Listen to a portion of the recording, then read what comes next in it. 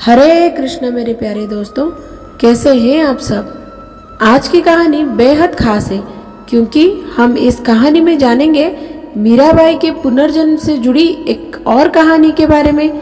जब बात मीराबाई के पुनर्जन्म की आती है तो कई बार उन्हें माधुरी गोपी, कई बार ललिता और कई बार राधा रानी की और कोई सखी बता दिया जाता है। परंतु आज जो कहानी हम आपके सामने लाने वाले हैं वो मीराबाई के पुनर्जन्म से जुड़ी सबसे ज्यादा प्रचलित और माने जाने वाली प्रमाणित कहानी है। तो देर किए बिना चैनल को सब्सक्राइब कीजिए, लाइक शेयर कमेंट करना बिल्कुल भी ना भूलिए। अब चलते हैं हमारी कहानी की तरफ। कृष्ण के गांव में एक ग्वाला था।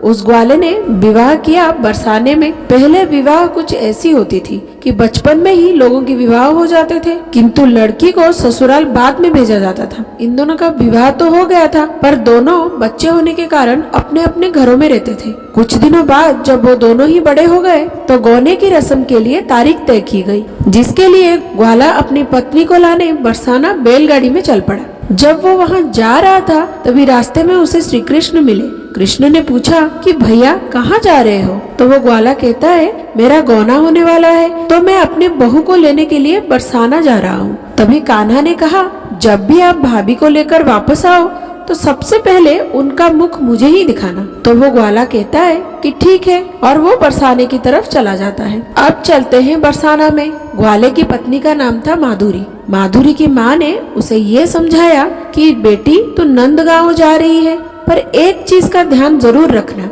नंदगांव में एक नंद का छोरा रहता है जिसका नाम है कृष्ण। अगर वो तुम्हें कहीं गलती से भी मिल जाए या दिख जाए तो उसे अपना चेहरा मत दिखाना और ना ही तुम उसका चेहरा देखना। माधुरी बड़ी हैरानी से पूछती है कि ऐसा क्यों, क्या समस्या है उस लड़के में? तो उसकी मैया कहती है क्योंकि वो लड़का बेहद खतरनाक है, इसीलिए बेहतर यही है कि तुम उनसे कोई भी प्रकार के संबंध ना रखो, यहाँ तक कि उसे देखना भी मत। माधुरी अपनी मैया की बात मान जाती है और उनसे ये वादा करती है कि वो कभी भी ना कृष्ण को अपनी सूरत दिखाएगी ना उनकी सूरत देखेगी। उसके बाद वो ग्वाला अपनी पत्नी माधुरी को बैलगाड़ी पर बिठा के चल पड़ता है। नंदगांव की सीमा पर दोनों पहुंच जाते हैं और तभी सामने खड़े हुए श्री कृष्ण मिल जाते हैं। कान्हा ग्वाले से कहते हैं कि अरे भैया, ले आए आप भाभी को? तो ग्वाला कहता है, हाँ माधव, मैं अपनी पत्नी को अपने साथ ही लेके आया हूँ। तो श्री कृष्ण कहते हैं, ये तो बहुत अच्छी बात है, अब मुझे भाभी का मुख देखना है। तब वो ग्वाला माधुरी से कहता है कि सुनो, ये हमारे सखा हैं, इनका नाम कृष्णा है, इन्हें एक बार अपना मुंह तो दिखा दो।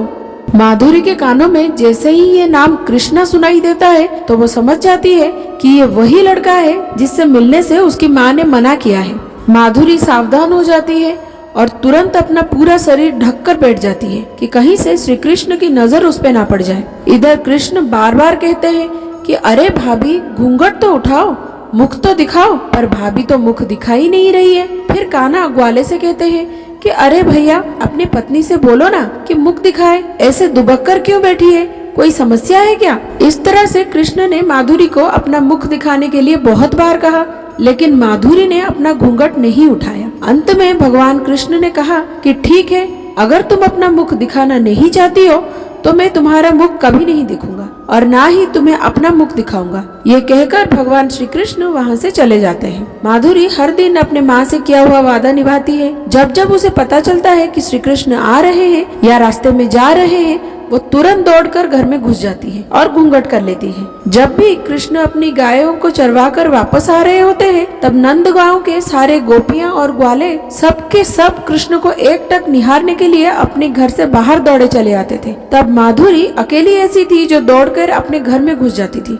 अपनी माता से की हुई वादे के कारण। फिर एक दिन कुछ ऐसा हुआ कि श्री कृष्ण ने गिरिराज गोवर्धन को अपनी उंगलियों में धारण कर लिया। ये कहानी हम सब जानते हैं कि कैसे इंद्र की प्रकोप के कारण कई दिनों तक वृंदावन में बारिश और तूफान लगातार आ रही थी। कोई यहाँ भाग रहा था तो कोई वहाँ भाग रहा था, चारों ओर हाहाकार मचा हुआ था। तो उस दिन माधुरी की नजर पहली बार भगवान श्री कृष्ण की उंगली पर पड़ी, माधुरी ने सोचा कि इतनी सुंदर उंगली किसकी हो सकती है। फिर वो धीरे धीरे आगे आई और श्री कृष्ण को देखा। माधुरी अपनी साथ खड़ी हुई अपनी सखी से पूछती है कि ये मनमोहक बालक है कौन। तो उसकी सखी ने कहा, ये वही बालक है जिसका नाम सुनते ही तू इधर उधर भागती फिरती है। यह सुनकर माधुरी की आंखों में आंसू आ गए और वो मन में ही सोचने लगी कि माँ, तुमने ये कैसी शिक्षा दी जिसके वजह से मुझे इतने दिनों तक भगवान श्री कृष्ण के दर्शन से वंचित रहना पड़ा। दोस्तों, तभी से माधुरी सभी प्रकार के लाज लज्जा का त्याग करके श्री कृष्ण के भक्ति में लीन रहने लगी। कहते हैं कि ये वही माधुरी गोपी है जिसने अगले जन्म में मीराबाई के रूप में जन्म लिया। जैसा कि आप जानते हैं कि मीराबाई ने सभी प्रकार के लोभ लज्जा का त्याग कर दिया। मीराबाई ने किसी प्रकार के संसार के रीति रिवाज और कानून को नहीं माना। लोगों ने खूब समझाया, लेकिन मीराबाई ने सब बंधन तोड़ दिए। उस समय एक कन्या के लिए जो करना असंभव के समान था, ऐसी जिंदगी सारी जीवन मीराबाई ने बिताई। मीराबाई ने सब कुछ त्याग दिया और केवल श्री कृष्ण को पूरी तरह से समर्पित हो गई और कान्हा के प्रेम में पूरी तरह से डूब गई।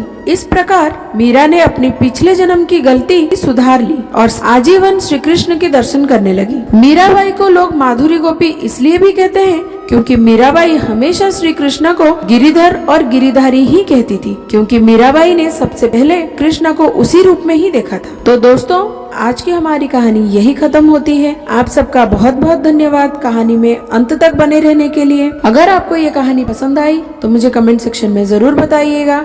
मिलते हैं अगली बार और एक कहानी के साथ। तब तक के लिए हरे कृष्णा।